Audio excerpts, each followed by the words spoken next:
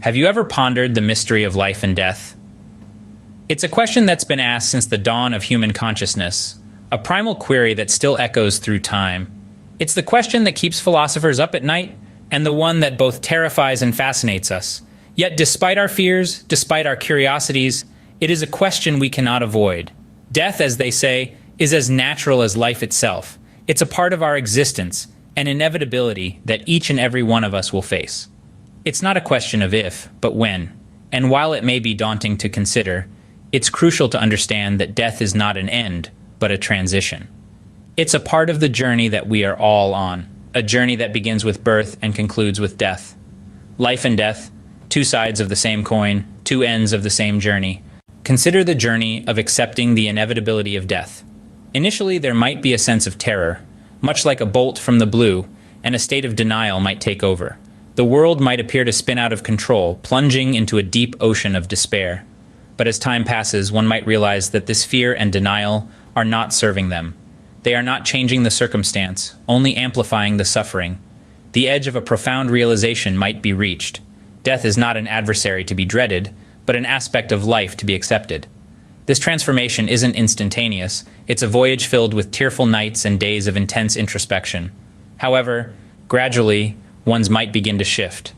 Embracing mortality might be understood as not a surrender, but an acceptance of the remaining time. With this acceptance, one may stumble upon a serenity that is foreign, yet soothing. Peace may be found not in the denial of death, but in the acceptance of it. Each day may begin to be seen not as a step towards the end, but as a unique opportunity to relish life's simple joys, the soft radiance of a sunrise, the hearty laughter of loved ones, the flavors of a treasured meal.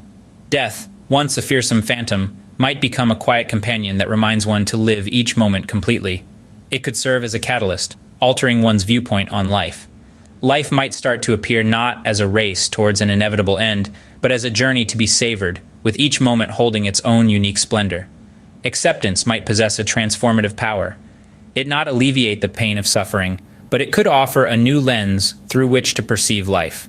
It may enable one to discover joy in the mundane, to appreciate the people and experiences that make life rich and significant. In accepting death, one might discover a newfound appreciation for the life they have left. There is power in acceptance. Many people believe that death is not an end, but a natural part of life's journey. It's a part of the cycle, the ultimate conclusion to the story we've been writing since our first breath.